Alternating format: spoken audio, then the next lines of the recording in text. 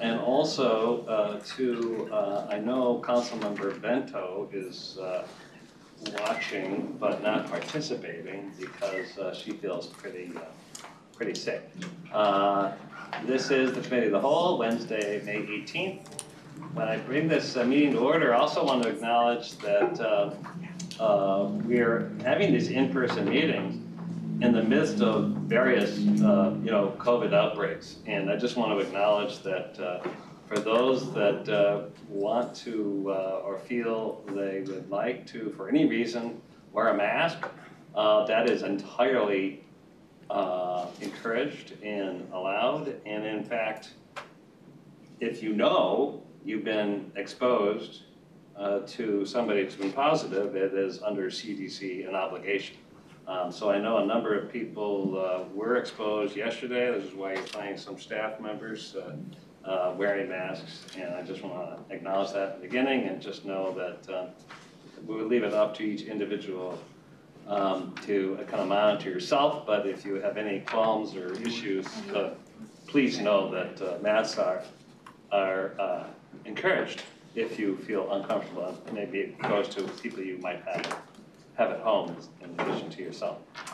The other is that we obviously are set up a little differently. So we're going to be doing some small group. We're going to go back and forth. We're going to keep this pretty quick paced. We have some regular business item to handle first, but I want to also be true to a commitment that will be done by 6 o'clock.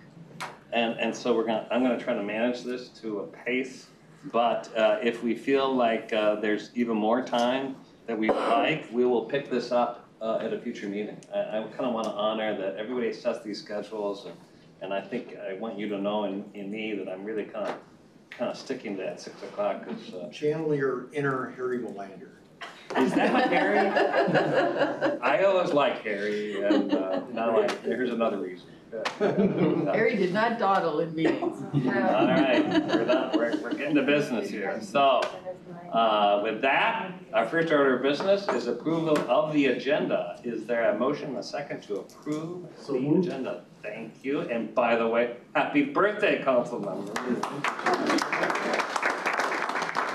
That includes wishing you a happy birthday. And with that, is there a second? Second. Thank you, Wendy. Any discussion? All those in favor say aye. Aye. Opposed? All right, the agenda is approved. On to the, I believe we have the minutes from May 4th Committee of the Whole meeting. Is there a motion to approve the minutes? Lilligren moves approval. Thank you, Councilmember Lilligren. Is there a second? Second by Gonzalez. Thank you, Francisco. Any discussion, corrections for the minutes? If not, all those in favor say aye. Aye. Opposed? The minutes are approved.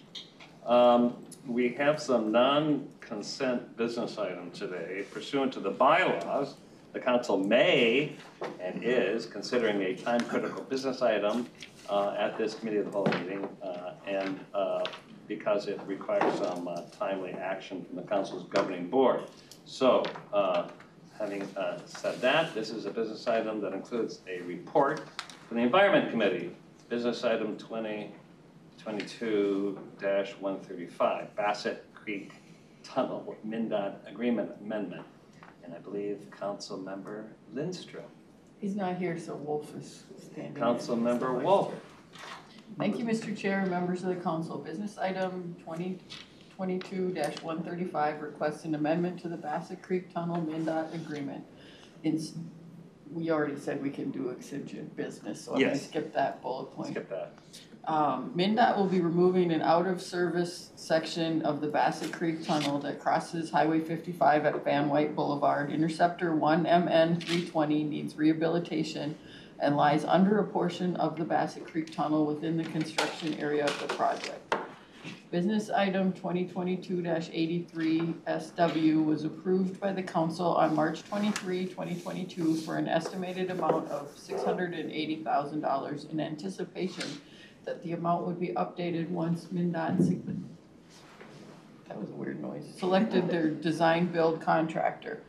MnDOT negotiated a contract price of $906,210.96 with Minger Construction Companies Incorporated and was higher than the initial estimate. Therefore, Mr. Chair and members of the council, I move that the Metropolitan Council authorize the regional administrator to execute the contract amendment for Master Utility Agreement 22I011 with the Minnesota Department of Transportation for a total contract value of $906,210.96. Thank you, Councilmember Wolf. Is there a second? Second. Thank you. Thank you. Any discussion? All right, hearing none. All those in favor say aye. Aye. Opposed? Bridget's so happy we're not calling rolls anymore. Everybody's happy with Everybody's that. happy. Great, so we're on to our information item and conversation about values, vision, and goals, which is exciting. And we're going to be led by Michael Larson and Angela Torres. Welcome, Michael. Thank you, Take it away. Mr. Chair, council members. It's really good to see you in person again. I am wearing a mask for recent exposure reasons, but I will try to project, so hopefully you can understand me today. Again, I'm Michael Larson, Planning Analyst in the Community Development Division of the Met Council. My understanding is that you had a successful retreat last week, and I'm hoping that what we have planned for you today helps you continue a conversation about the future of the region in a spirit of collaboration and camaraderie. Greg, if you could bring up the presentation, that would be great. Okay, here we go.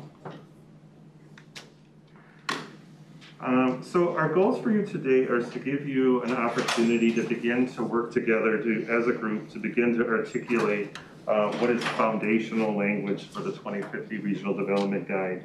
That includes discussing shared values, exploring concepts for what might be visionary language for the region, and to share ideas and feedback for staff to follow up on. While today's exercise is somewhat free form, these ideas will take shape over time, and we will support the conversations that you have over the course of the year, and we will propose as the language unfolds over time, and we will propose structures that may reflect the values and vision of this council and take shape for and support the planning and policy work to follow. In addition, you should expect to hear about data and research that supports some of the ideas and concepts and issues that we articulate, so that will be part of supporting that conversation. So we have 5 themes for you to discuss today in small groups. They are equitable, affordable, and welcoming. Theme 2, high quality and resilient environment. Theme 3, vibrant places and destinations. Theme 4, accessible and interconnected. And Theme 5, prosperous and healthy. These again, these are meant to stimulate discussion, and again, this is not a proposed structure at this point. I imagine that some of the specific issues that are important to you may be implied here, and you'll be discussing them in your small groups, and I'll look forward to hearing some of those themes. So the structure that we're going to have for you today is the following. We'll have you choose one of the groups, and you're certainly welcome to sit where you are today. We're hoping that there are groups of no more than 4. I encourage you perhaps to gather with some folks that maybe you haven't spoken with recently. And we will ask one of you to choose one of you to perform a reporting out role for the duration of the meeting. And we'll have a staff people at each table taking notes to facilitate, to document things that are said today. So for those at home watching the stream, we may be muting the audio because it will obviously be very difficult to hear. Although we will be reporting out from this conversation, and we will be documenting some of these things, so that information will be available for you to review. So today we have several staff from CD, Angela Torres, Raya Smiley, and Caitlin Shampoo, helping with note-taking today, so appreciate that. So what we're going to do is, for each of the themes, each of the groups will discuss for 10 minutes the first theme, discuss what values are associated with the particular theme or topic, and what statements would you articulate for the vision of any particular visionary kind of language that you might have for that. And after 10 minutes, we'll have group one, so that would be over there in the corner, take the lead on reporting out on what your discussion was, and then we'll have the other groups report out and anything that they would like to add to that conversation. So it'll take us several minutes to add to that conversation. And then we'll reconvene to discuss the second theme and have the second group two take the lead on reporting on that, and then the other groups participating. So does anybody have any questions? I mean, we have 5 themes, so we'll circle back to this theme group 1, so you have an extra charge tonight. Anybody have any questions about that process? One thing I will note is if this is meant to be somewhat, again, free form and rapid fire, it's a short amount of time. If we, our thought is that we would take a quick snapshot of what your thoughts were. However, if we do find that, we do want to close by 6, so if we do find that you're finding the conversation valuable and tends to linger, we may just end and reconvene at a future meeting to discuss the remaining topics and certainly evaluate how the conversation went today. So I have on each of you welcome to take notes. Actually, I would ask that you take notes on the paper that I've provided. There's a page for each of the themes. And again, ask you to select someone principally to report out. Okay. So I would like to share with you some of the ideas that we've heard from various groups that we've met with recently. And those include, we've sent out similar surveys to different groups, including we had a really good conversation with the Equity Advisory Committee. We plan to meet with LUAC tomorrow. The Land Use Advisory Committee, we convened a regional planning advisory group where we've had a similar discussion and survey. So in other groups, and I'll just share some of the thoughts that we're seeing from these surveys. So I put on the screen, this isn't scientific reporting out, but these are some of the things, some of the words that stood out for me: safety, respect, inclusion, creativity, innovation, compassion, and collaboration.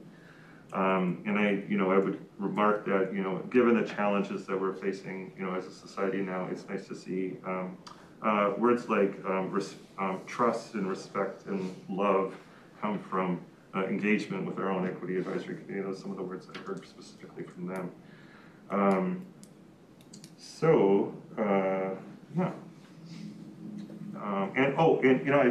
Hopefully you notice I did compile from different sources a list of words that describe value. So that was intended to maybe inspire you or spark some conversation. So here are some of the other things that we've heard about regional vision. And we've defined regional vision as a description of an idealized future. I often describe it as an all-hands-on-deck kind of approach to our problems and opportunities. Here's some of the examples of things that have been reported in our survey or suggestions. All feel welcome and appreciated. We're a national leader in sustainability. We acknowledge our Native and African American history. Outcomes are not defined by race or other characteristics. There are opportunities to live affordably in neighborhoods of one's choosing, strong neighborhoods and community identities, in a region with creativity and art. So this is information, ideas, and input that we're collecting, and I think over time we'll begin to sort these into themes. One of the things too, we're looking for language that inspires and provides clarity for the planning process. So again, this third area of goals, this is really not something that we're focusing on today, but was included on your survey. Some of the examples of higher level goals are more BIPOC people as homeowners, business owners, participating in upper management in corporations, et cetera.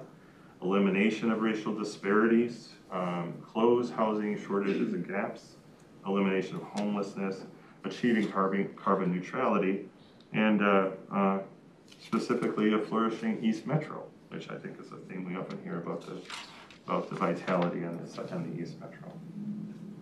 So that this begins the breakout portion of the meeting.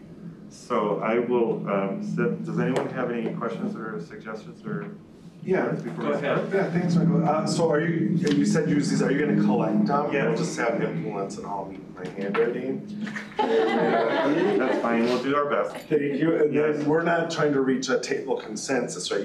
Well, there'll be some of that, but you want each of our individual thinking on these pages. Right? Yeah, I welcome you to each add your thoughts and notes, but to work as a group together and identify a spokesperson to share some concrete ideas that the group has Thank you. discussed.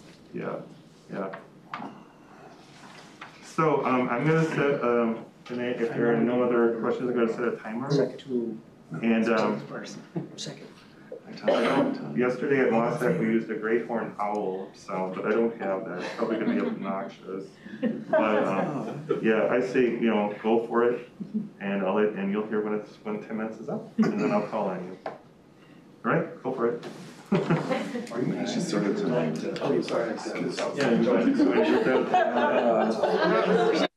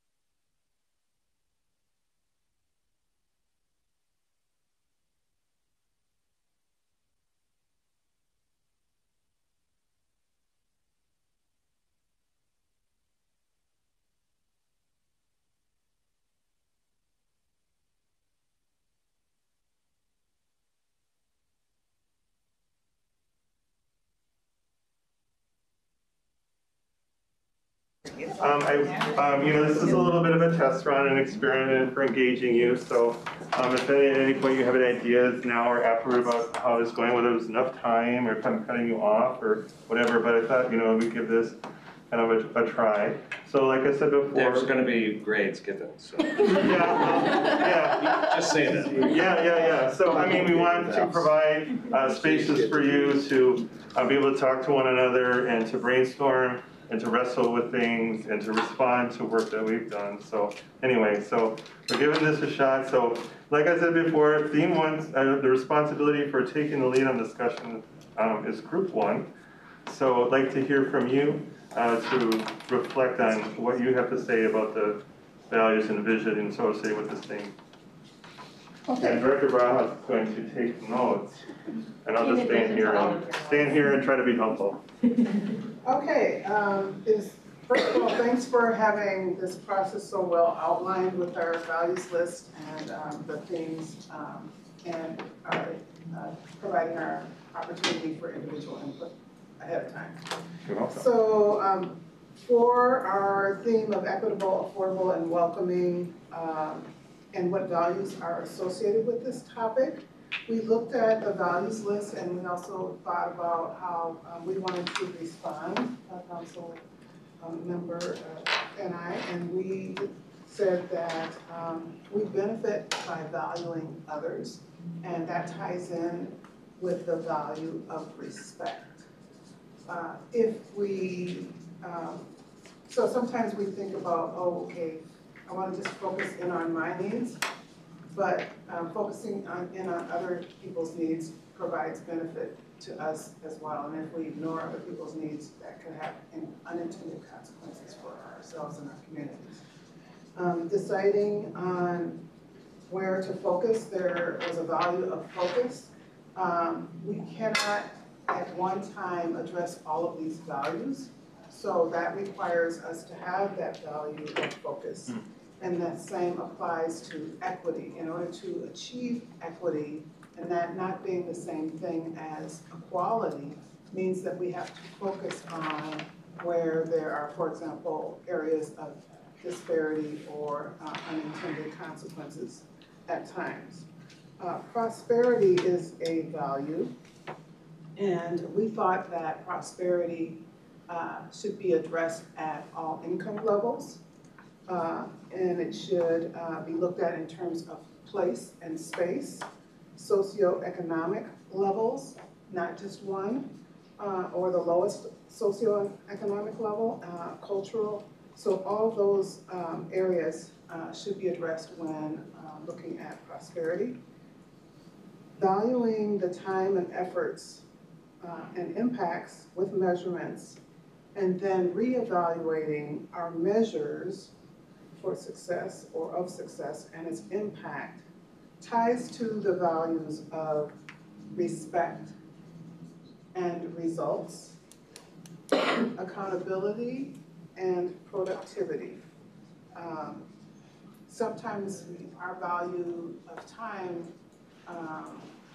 is not reflected in terms of the accountability and the productivity. If we have engagement, we value that engagement by making sure that we produce measurable and impactful results. Thank you, Councilmember. Now, do any of the other groups have something they would like to add, something alternative, or that kind of was missing, that you thought maybe went from missing from that overview, from their thoughts? Yeah. May? Thanks. The one thing that came up, John brought it up, and it really sparked a lot of discussion, and we were talking about it under values, and what was the idea of safe communities and safety? I don't even know if that quite fits as a value, but I just think that's such a priority. We got to kind of the statement of safety is not equally distributed in all communities in our region. And so to me that indicates we value some community safety greater than others. So I thought we just haven't had that perspective here before, and I thought it was really meaningful. Or at least I haven't quite that way. Did anyone get a chance to craft a statement that might reflect a vision associated with this theme? I know there's a lot of just kind of brainstorming, I've taken the time to kind of sort of generate what I thought might be visionary language, and it's just kind of been helpful for me. I'm not gonna propose any of that to you just yet, because, it's really about the process and identifying ideas from you, but I did find it helpful to sort of craft a construction language. I thought, oh, that's what I mean. That's really what, that gets at it, struggling with it a little bit. So now it's hard to put you on the spot in 10 minutes and come up with something really powerful, but anyone else? We can move on. Yeah, go ahead. So we were talking about safety also, and how you can't be welcoming if you don't feel safe. And then that people need stability and dependability and security so that you can work on long-term goals to be successful and to have everybody succeed. Great. Okay. Notice, by the way, you don't get any breaks. Just, sorry. one of the Thank things you. that I think, as we talked about safety as well here, obviously, but it's almost like a sign of the times. Would we have the same discussion a year from now or 2 years from now?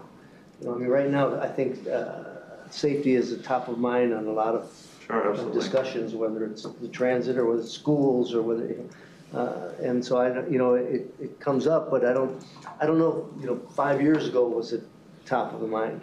And when we look at all of these themes, it's kind of almost like, what's the urgency and how we track that urgency. Right. That's certainly, that's interesting comment. And as we work on a plan that has a horizon of the year 2050, we're sort of in an unprecedented, challenging time lately. I think we've talked to you too about this scenario planning that we're doing too. So it is a different kind of planning environment where we might be articulating things that feel urgent now, but hopefully not as urgent in the near future. So, you ready to go on to theme 2? Oh, sorry, that's Dan. Prompted me to say. I'm used to like the little yellow hand on the screen. So I'm like, where is it? Yeah. A thought that came up was to cherish the strength that comes from our diversity. I mean, instead of looking at diverse communities as a problem to be fixed, it's more an asset to be put to use or to cherish. So, thank you for that. I've heard about asset-based approach to some of these issues, but the word cherish is something new to me. To use the word cherish, I like that. Anybody else got a yellow hand popping up? No. Okay. Group 2, you're on deck to take the lead on reporting. And we're on to high quality and resilient environment. And I will set the timer now. Go for it. All right.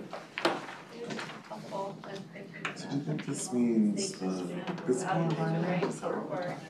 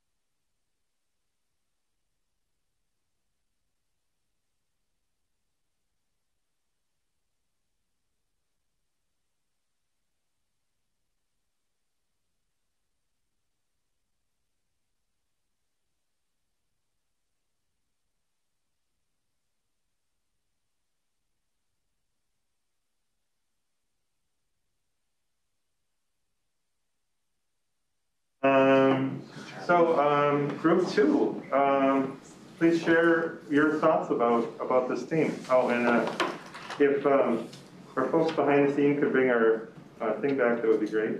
Just leave it, thank you.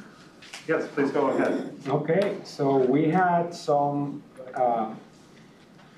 values, and I don't think we really crafted a statement, but some of the values that we have was thinking of the environment in what I call the 3 Ps, which is preserve and protect permanently. So it's not just to address resiliency, which is just making sure that things don't get worse, but try to turn the page and restore what we have and make sure that we move forward with recuperating the environment as much as possible. So they need to address and restore.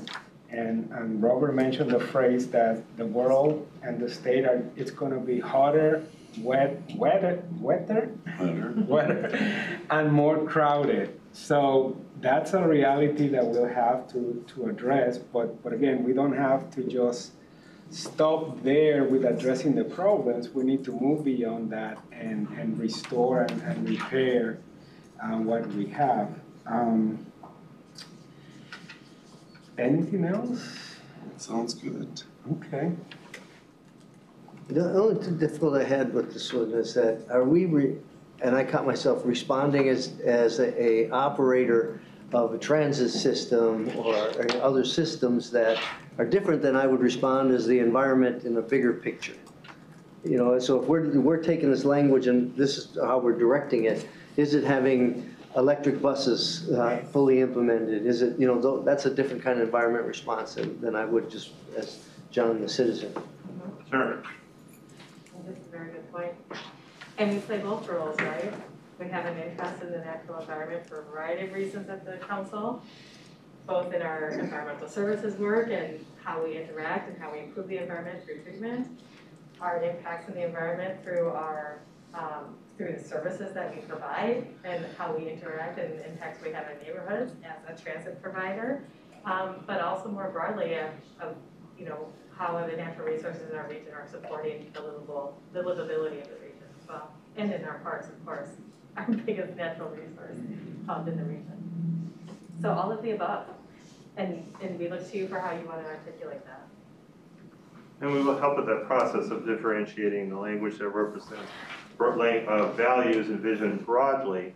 And then, you know, one of the things that principles I've talked about is sort of, you know, progressive elaboration from vision statements into more detail, such as our roles and authority, and perhaps the convening role and influence that we might have in that regard as well. So some of the values that we was stewardship, sustainability, equity, and those were the answers of the values question. Yeah. And the statement I wrote down was the status quo is not sustainable. Very true. You know, one thing I would add, one thing I heard at MOSEC yesterday is a feeling that the values around water are fairly well articulated, and what we've been doing and changing our practices over the decades is where we want to continue to go, and that our outcomes would be, you know, and obviously high-level outcomes is making improvements in those realms. So, you know, just add that to the terms of input that we're receiving. Councilmember Lilligren, could you say your last statement again? Establish what's... The status quo is not sustainable. Yes. Oh. Thank you. Councilmember Wolf, did you? We talked about some of the same things, but we also talked about creativity and innovation and learning from our mistakes, you know? I mean, putting Bassett Creek in a tunnel, Right. or filling in the swamp in by Lake Nokomis area are examples of things that we used to do and we went, oh yeah, that doesn't work so good. We got to do better, and we have done better. But you got to fix those places where those things were done. We talked too about being forward-thinking and flexible. because we have to be able to pivot and learn and change and not be bound as the world changes. We need to change as well. Bend, not break. Yes. Bend, yeah. Bend, not break. Good one. Thoughts from other groups? We talked a little bit about innovation and cooperation. Innovation is we need to innovate. Like Robert was saying, is that our status quo, we can't stay where we're at. So innovation is really an important value as well as stewardship. Now, well, I had another thing I heard from, from the MOSAC meeting yesterday is it felt like people were talking about innovation and technology in service of understanding how we can live better with the environment, which we haven't always done. But technology is one part of it, but we can also go back to doing some things that we used to do that make sense, right? Old technologies do that. Right, Yeah. empowering people to be able to garden and plant trees Yep. and grow food where they live, so we're not transporting food from long distances. Like Phil was saying, he's kind of look, you think to be global, think globally, you need to think locally. Why are we doing all this transporting when we could be innovating and doing things right in our little local area that would eliminate the carbon along that way. What I'm saying is we can go back to what we used to do. Sure. More sustainable living. Yeah. Yeah. Councilmember Pacheco, you want to answer? We just kind of briefly just, talked about also how it impacts young people. I mean, we have a decline in the kids going camping and going fishing, less fishing license. Some kids can't swim anymore. That it was all something that we grew up with and just automatically thought would be there. And I don't know what we're doing to build the next generation of stewards, environmental stewards. I don't see it as a curriculum, and there's that funny thing, not funny actually, but the pandemic really had people buying boats and doing all this stuff to get back out there. But prior to that, there was such a decline on young people just doing these kind of things that we all grew up kind of doing. Thank goodness for our regional parks during the pandemic. I forget what the data was on that, but I think it's pretty. Remarkable amount. Yeah. I'm sure you've experienced. Yeah. Any other thoughts before we take the next round? All right, I'll set my timer. This is really, this is to shift the trees all. You. I didn't know. Are you having fun? You will be rewarded. Yeah.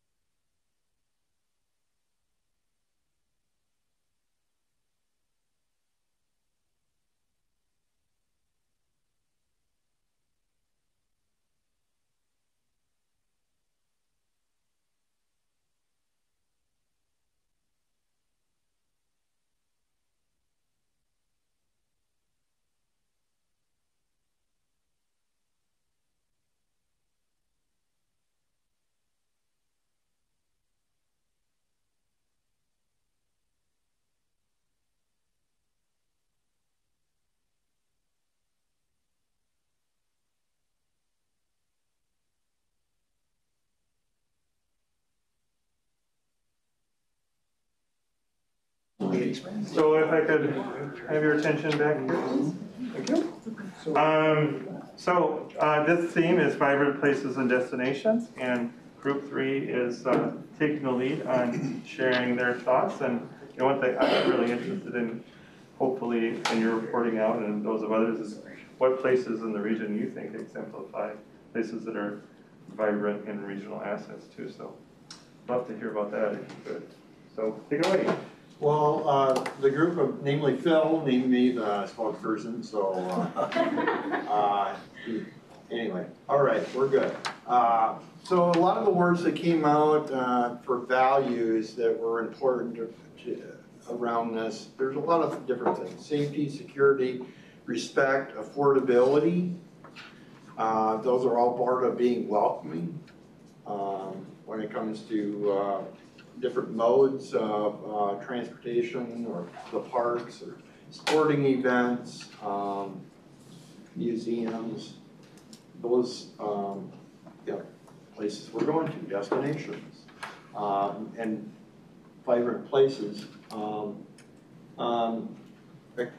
Equitability and accountability, innovative. The word innovative in this group comes up all the time, how we can be innovative.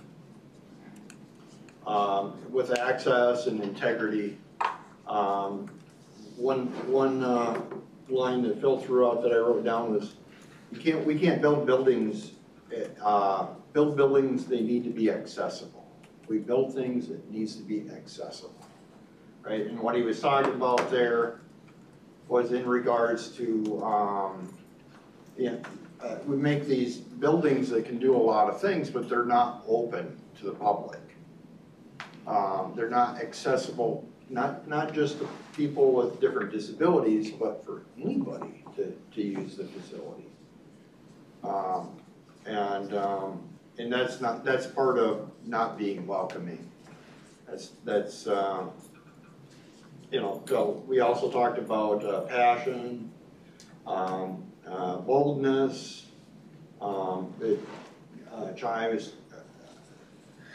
We're talking about boldness and Parks Equity Grant, right?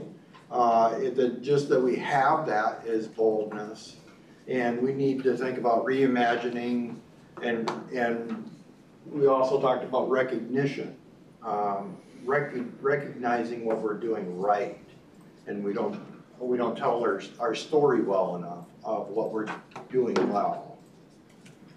Terry's not here, I think she left. Anyway, we've got staff that's really good at that. If there's an individual statement or statements, I'm not sure that we came up with one of those, but we certainly have a lot of values. Any favorite a lot places? Of words to that. Any favorite places that you think exemplify? Oh, sorry. Are there any favorite places of yours that exemplify vibrancy and a place you want to be? I would say CHS Field up there, CHS street Field, where the Saints play. Sure. Maybe we walk our garden there, walk through it. For that question, we focused on like Eat Street. Where sure. you had the different Street, cultural foods and as a destination and the cultural corridors on Lake Street. How do you bring this, how do you really support the diversity there? As far as vibrancy? It's kind of overlooked that people just go to the Mall of America, and although it has value, but even those smaller opportunities here, people don't realize how diverse Minnesota really is. Right. So can I ask I just want to comment about the fact that innovation comes up a lot in your group in particular, and I think that innovation is a regional strength in many different ways through our economy and our economic leaders. And I think you also would use the word passion, and I started to think a little bit about, do we take, to my case, do we take risks? Do we do something a little different to kind of try new things to address old problems and that kind of thing? And that sort of struck me as something I think this region does and maybe wants to do more of it. Anyone else? Yeah, Councilmember? We talked about that vibrant places are places that people care about and want to keep nice. Yeah. I talked about community directed and sort of hyper-local kind of visions to build vibrant places. And the other example I brought, Robbinsdale is the sole suburban community that I represent. And they have really been innovative, and they've used their municipal tools to create a really kind of vibrant downtown. They've encouraged owner occupants of small businesses owning their buildings, and they've used their tools to realize that. And so that, you asked for examples, I think that's an example of a really successful innovation. Yeah. Well, I think we see places like, you know, downtown Hopkins and the Hopkins Artery as those hyper-local, but often recognized regionally as regional assets, and the efforts of creativity and innovation that has gone into that. And lots of other places reinventing themselves to meet, you know, new needs. You know, anyone else? Yeah. Just, I mentioned this at the group in another meeting, in a meeting in which I was. The presenter said that you want your city or your community to stress what's unique to it and not be called, not another Peoria. So. Not another what? Peoria. Oh, I hope no one from Peoria is. I had no idea what Peoria was, but somebody told me it's just like a basic Midwest city. Oh, okay. Poor Peoria. Yeah. So you want to stress what's unique, the diversity, the high tech, etc. So that's what helps to make your place, your city, a destination. Great, yes. So our tables wanted to point out that vibrant places and destinations are for the people. Yeah. It's about people. And they're only vibrant if the people are there. So it's Yes. connecting and all of that. Yeah, we're not just, you know, building trains or, you know, having buses on the roads. What kind of places lives for aren't? people. What kind of places strike you as being not for people? Well, sometimes residents have said that. No, I guess that's. Some people I have concur. the image about Metropolitan Council that we're focusing on spending money on things, Okay. Yeah. trains, buses, and infrastructure, and not focusing on the people. Like how those things benefit people. Yes. Yes. Yes. And what were you all laughing about so much? Let's just say our notes have the words dim spiral in them, so you don't want to. Yeah, we try to stay out of that. Yeah. Doesn't Yeah. sound like a vision. No, I think of something like when we're talking about the people part, if you take like good examples, the city of Burnsville, they tried to create a downtown for a long time, even though it was a suburb and didn't really have a downtown. And it wasn't until they built part of the city of the plaza that people started coming because, you know, it was the people, and if their people aren't there, there's no vibrance to it, right? But it's a great space, and they built a great space that people wanted to go to. And Michael, to your question about what spaces aren't for people, and I would say, you know, a large period of the architecture in downtown Minneapolis, right? It's fortress. It's really to keep people out. Yeah. And so I think that's an example of really building an unwelcoming community. We were describing the same thing about, it's not just the shape or the size. There's something about spaces that are life enhancing. There's energy that's life enhancing, positive energy that is about people, as opposed to being next to a highway where it could be high energy and pretty life sucking. No.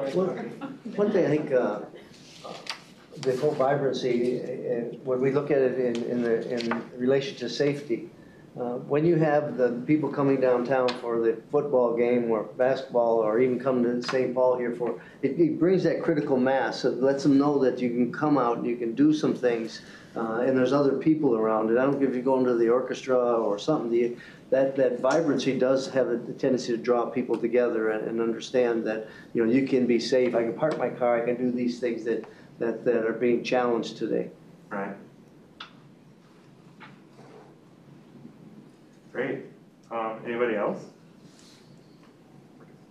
We're doing good on time, so I think we'll have some time at the end to continue the conversation. We've got 2 more to go. So, fourth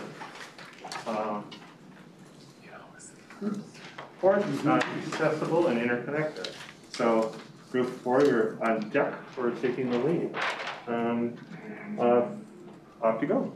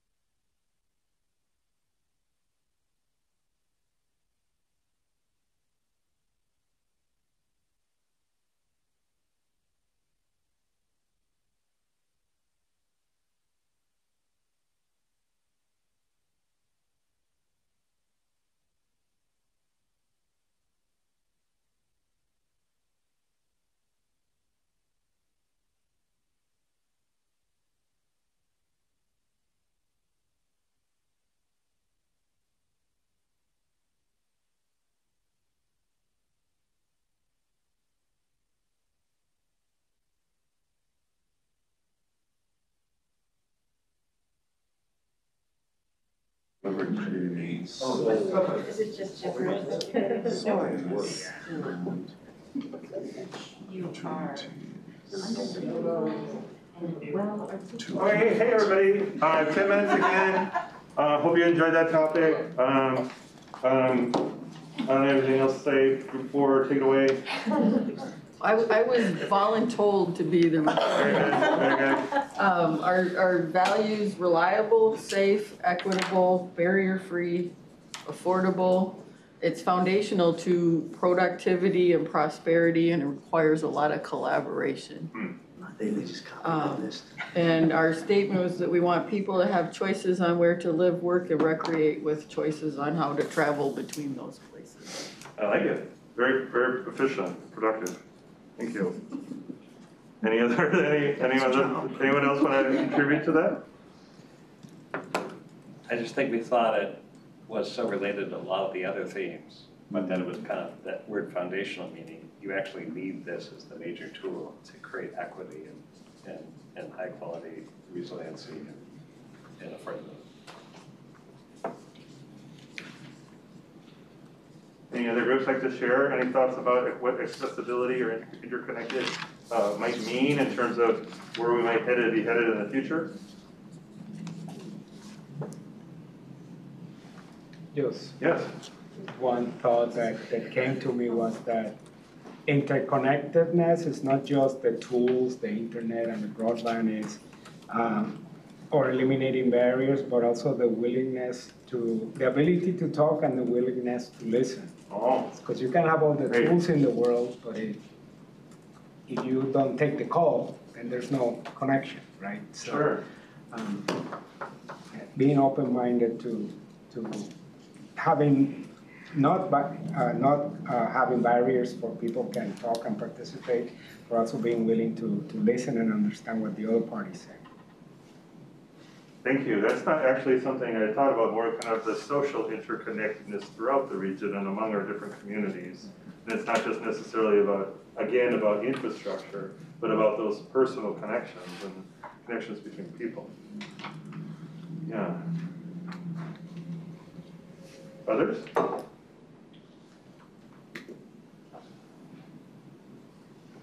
That was easy. We're ready to go on theme 5. Yeah, are you fading a little bit? Yes. Great. Okay, so off you go.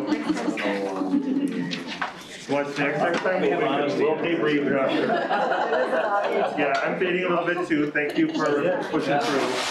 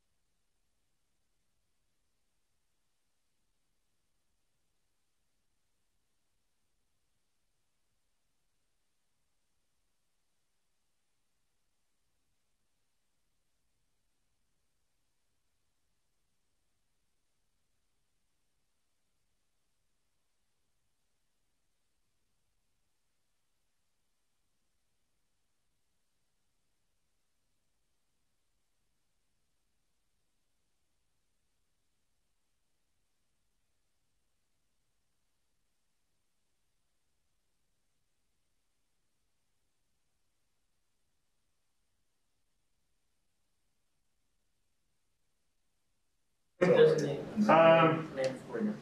love to hear your thoughts about what you envision a prosperous and healthy region might be, and what values are associated with that, and what you think where might be headed. Again, group one, you're double duty, so off you go. I'll stand up again, I'll be consistent. Then I'll sit down the whole time.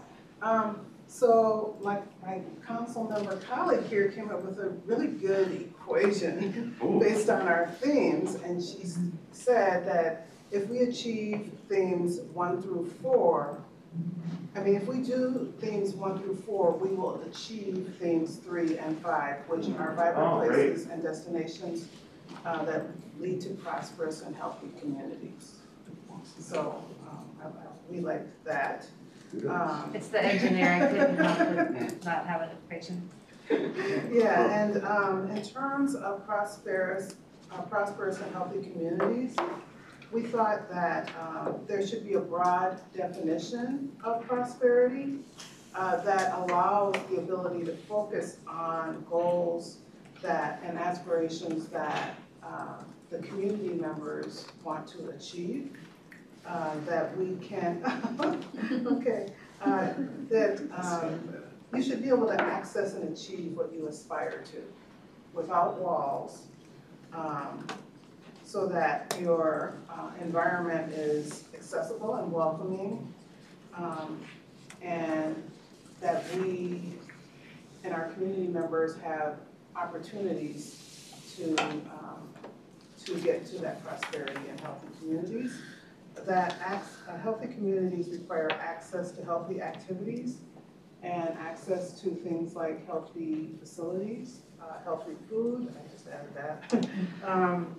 And that in order to have a prosperous and healthy community, there are many components, including education, jobs, homes that are affordable and achievable, transportation. There's an interconnection between housing and jobs and transportation and education, which requires collaboration and partnership. Right. Thank you. I think one of the things I keep emphasizing is that, there are so many interconnections among many things, and so these 5 themes that we came up were intended to be, kind of containers for us to discuss, and one of the things we will be working with you on is what are those pairings that make the most sense, not only given our region's issues and opportunities, but how we translate it into our policy work. I want to know what the stamping was about. Oh, just because I should have known that Reed was going to say it, but I have that down in my statement as well, that communities define prosperity for themselves. Yeah, They define their this own is what what they a mean. lot of the young people do Yeah. for Well, you said that, platinum. right? I'm posing as a millennial or even worse. Different than that. That's It's actually it's like a way of applauding or That's great. approving. That's great. Yeah. I hang out I with too many think, millennials. Legally, but. Right. well, and I appreciate that, defining what prosperity means to different people and having people self-define.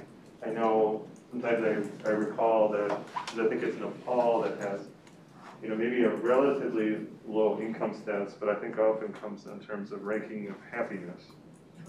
So prosperity could be defined not necessarily just materially, but in terms of our, interconnectedness. Yeah, and there was one thing that we wanted to tie into, and that was based on the first thing, equitable, affordable, and welcoming, that prosperity can be at all levels in terms of what you want to aspire to. It's not just the lowest income levels, but wherever you are. If you have a high school diploma and you want to aspire to have a college degree, that could be your definition of higher prosperity. Right. Socioeconomic prosperity, cultural prosperity, where maybe you aspire to have more culture in your spaces. So we wanted to emphasize that as well. Very interesting. Thank you. How about others? Yeah. We talk about people's whole self, whether it's their physical well-being or their mental health. It reminded me of the first year of the pandemic. I was invited to a legislative briefing of Dakota County officials. I have the northern part of Dakota County. And one of the Dakota County staff persons said something very powerful. He said that transit is a social service because it allows people to go to work, go to their health appointments, go to places of recreation. And so we have to see it in that light is a very powerful argument. But I think Tab just reviewed a presentation I think many of you have seen about the Transit on Board survey. And so we see that with ridership retention is a really important part of many people's daily lives. Yes, oh, thank you. Others? Yes? I was just thinking about, like, it's been mentioned already about the different definitions of prosperity. But I was also thinking that we cannot work towards whatever your own definition of prosperity is without having at least a solid base of services and resources that can then allow you to choose your own path. And we were talking about Star Trek for some reason. And then, Live long and prosper. That was it. Star Trek is really about some future. In many different ways. It's future. Well, what I thought about the space race is that if you don't have a solid launch pad, or a solid launch pad is necessary to reach for the stars. So, I mean, if you are worried about your food and your shelter and your health care, you're never going to then have the energy and the time to, do whatever it is that you want to do. So I think that the bottom line is to have a prosperous and healthy community. We have to guarantee at least a base of economic and health services that cannot be taken away. Because once you don't have to worry about those very basic things, then you're free to reach for the stars. Right. Thank you. It's very powerful. If we can leave it there. Very inspirational note. Leave it on. Yeah, no, that's a very inspirational note. So, I want to encourage, if you haven't taken the survey that I sent you and would like to, I'll leave that open. And again, I will be collecting all of this information. Again, we will be summarizing and synthesizing the input that you get from, the input that we've received from you, as well as all of the input that we're receiving from other groups. And we'll start to create things for you, more things for you to discuss and to respond to. I would like to hear how you thought this went today, and kind of how you'd like to be engaged in the future. That would be helpful for us as we plan next steps for this process. So, any thoughts? Otherwise, Thank you. Thank you all for your time. and You wanted to have any closing remarks? yeah. Thank you, Michael. Thank Oh, you, you're Lisa. welcome. Thank you, everybody. That was really amazing, and I think glad to we hear it. really appreciate the opportunity to actually talk kind of granularly again about some of these issues and themes that are so important to all of us. So thank you again very much, and thank you all for participating in this.